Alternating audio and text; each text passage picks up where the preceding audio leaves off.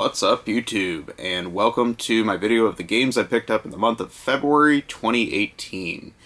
This month was a little unusual in that I didn't do a lot of travel this month as I have been the last few months, but primarily a lot of the games I got were either through Craigslist deals locally or a lot of international shipments this month and eBay buys, things like that. So, that said, didn't find a lot of games locally outside of just my normal haunts, but definitely got some neat stuff this month.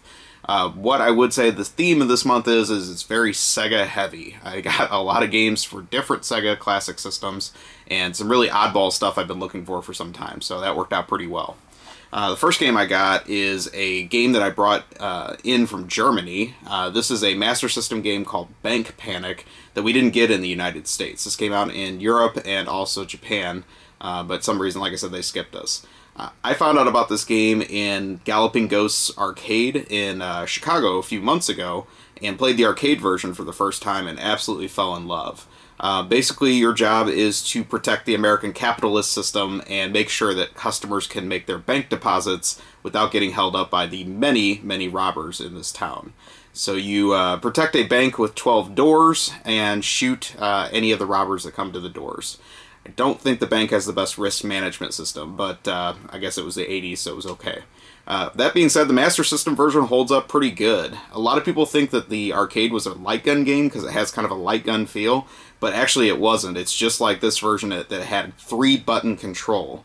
So it's a little odd that you have to use the D-pad for one of the buttons since the Master System controller only has 2 buttons, but all said and done, it actually plays pretty well. I would highly, highly recommend getting this game, especially just sucks that we didn't get this in the US because this is a lot of fun. If you get a chance to ever play the arcade version, it's very rare, but definitely take the opportunity if you see it. But if you can't, the Master System version holds up just fine, so highly recommend this. Next I'm going to move on to Sega Genesis. I got a pretty good haul of Genesis stuff this month. One of the games I just got the other night is a complete in box and very nice Phantasy Star 4. This was, I think, the last Phantasy Star game I needed of all the classic ones, so this was very cool to get off the list, and also in really good shape at a good price.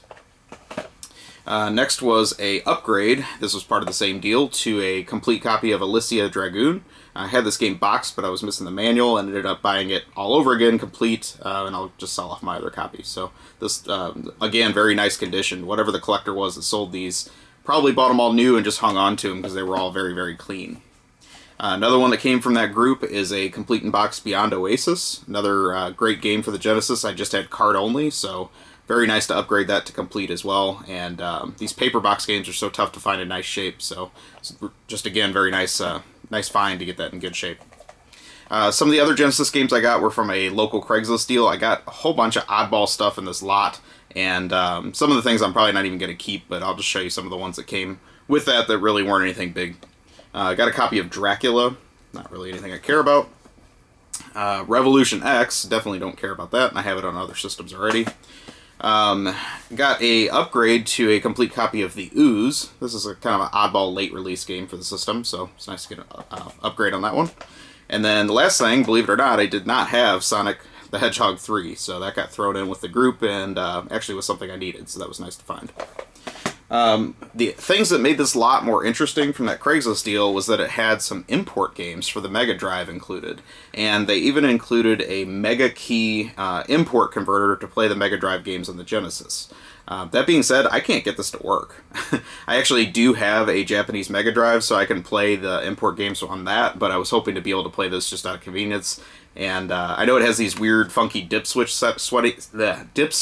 settings in the back that you can change to make it work with different regions, but I've played with them all over the place and I can't get this thing to work. So maybe it's just a piece of junk like a lot of those early import converters were. But the import games that it came with for the Mega Drive were Street Fighter II: The New Challengers. I think this might be the same Street Fighter II Special Championship Edition or whatever that we got in the US. I'm not positive on that. It does have quite a bit better artwork, but I may just sell it off if it turns out that it's the same game I already have. So we'll see once I get a chance to play that. More interesting than that, though, was it came with the Japanese version of Streets of Rage 3, which is Bare Knuckle 3. And this game was heavily edited for the US version, so this actually is very sought after to have the Mega Drive version. Definitely looking forward to playing this one. It looks like it's quite a bit better than the US version that we got that was a little bit hacked down. So definitely a just oddball thing to find locally from a Craigslist deal. It's not the kind of thing that you typically see around here. That also being said, he had some 32X games thrown in the group, and the one I kept was Zaxxon's Mother Base 2000. This is just a very odd offshoot of the Zaxxon arcade game. Really has nothing to do with it whatsoever. In fact, the Japanese version of this wasn't even called this.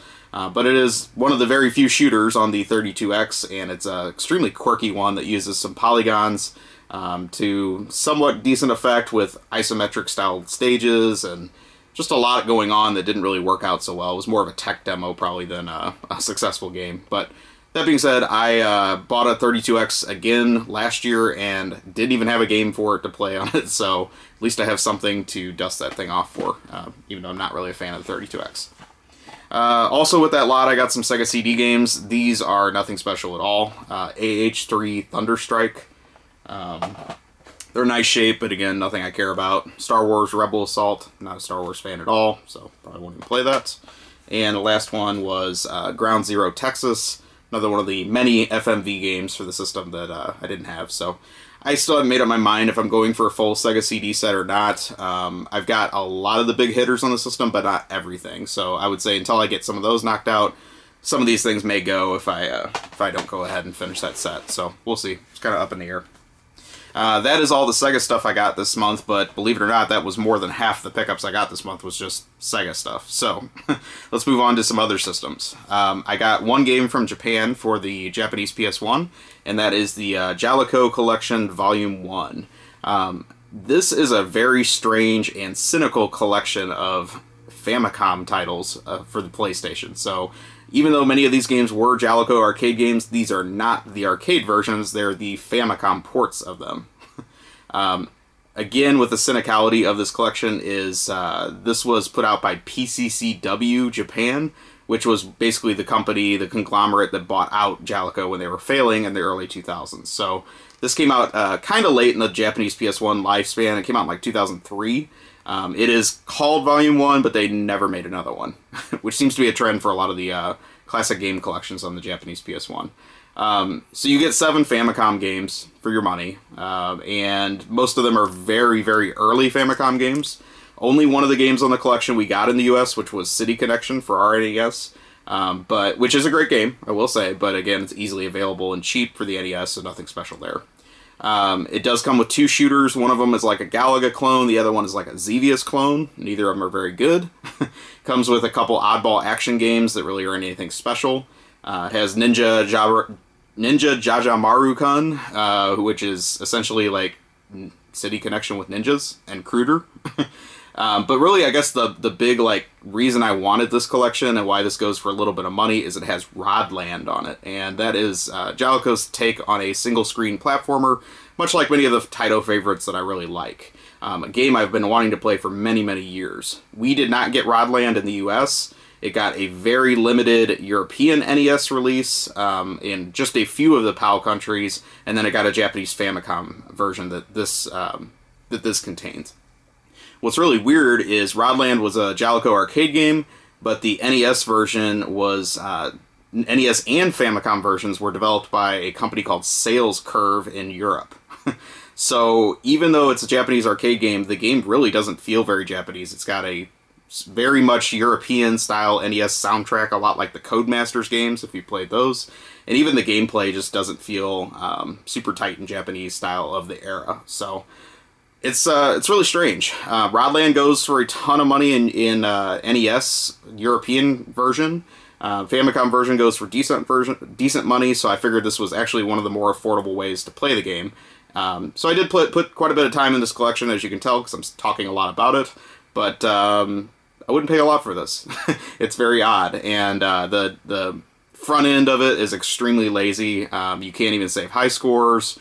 It's just very crude dashboard to get you from game to game, that kind of thing. It's very functional, at least. So, but anyway, like I said, you get 6 Famicom games that came out probably in the first 2 to 3 years of Famicom life, and then Rodland being the big attraction. Maybe they were going to do like one game like that for every collection that was more popular or bigger.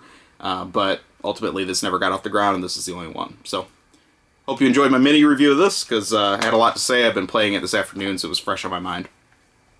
That being said, I only got one other PS1 game this month, which is very light for me considering how much I've been buying for that system the last year. And that is San Francisco Rush. I know this is no good. I bought this out of a dollar bin, and it was basically just to satisfy my curiosity. I actually really liked San Francisco Rush in the arcade back in the day, but when this game came out on the N64, I didn't have an N64. I really wanted the game, not enough to buy the system, but I waited because I heard there was going to be a PS1 version. So this got delayed multiple times. It came out probably a year or two after the N64 version, after nobody cared, and ultimately is a really poor port. So at the time I was going to buy this, and my boss bought it at the time before I bought it, and just warned me, he's like, absolutely do not buy, I'm returning mine, it's so bad, so bad, so bad. So many years later, I'm going to try it. It's $1, who cares? I'll see how it is. I don't expect much. The only other game I got for a Sony system this month was a very late grab for me. This has been out for a while, but just now getting around to getting DuckTales Remastered for the PS3. So I know this is a way forward developed game. They usually are pretty good, and obviously like the original DuckTales, so we'll see how it holds up. I'm sure it's just, you know, quick nostalgia fun, nothing really too special. I bought a game off my friend Bob locally, and that is for the Turbo Duo, Turbo CD. It is Forgotten Worlds. It's a Super CD title. I was very curious how the Turbo version of this game held up compared to the Genesis version, which came out like 4 years earlier. This was a pretty late Turbo release by comparison. So what you do get as a benefit is CD quality soundtrack with nice arranged music compared to the arcade game and the Genesis version. But about everything else is lacking. This game has horrendous load times, like really bad load times. You have to load to even go into the shop in the middle of a level.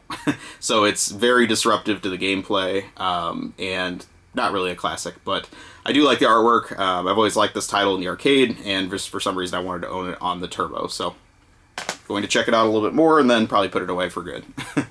I got one game for Game Boy Advance this month. Unfortunately, this is loose. I try not to buy loose GBA games, but I was very curious about this game when I heard it was a Hudson Soft developed game, and that is Blender Brothers. This is a 2D platformer type game. Looks like very good and colorful. Watched some videos of it. It looked very fun, but I haven't had a chance to play it yet. So maybe I'll get an upgrade to complete on that eventually, but it seemed like a game I wanted to grab, you know, while I still can.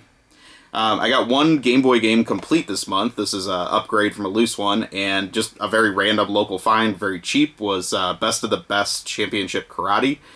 This game, obviously nothing special. It's a little bit rare in the NES version, but the Game Boy one seems to be a little easier to find. So I always like to get original GB games complete whenever possible, but not something I'm going for a full set or anything.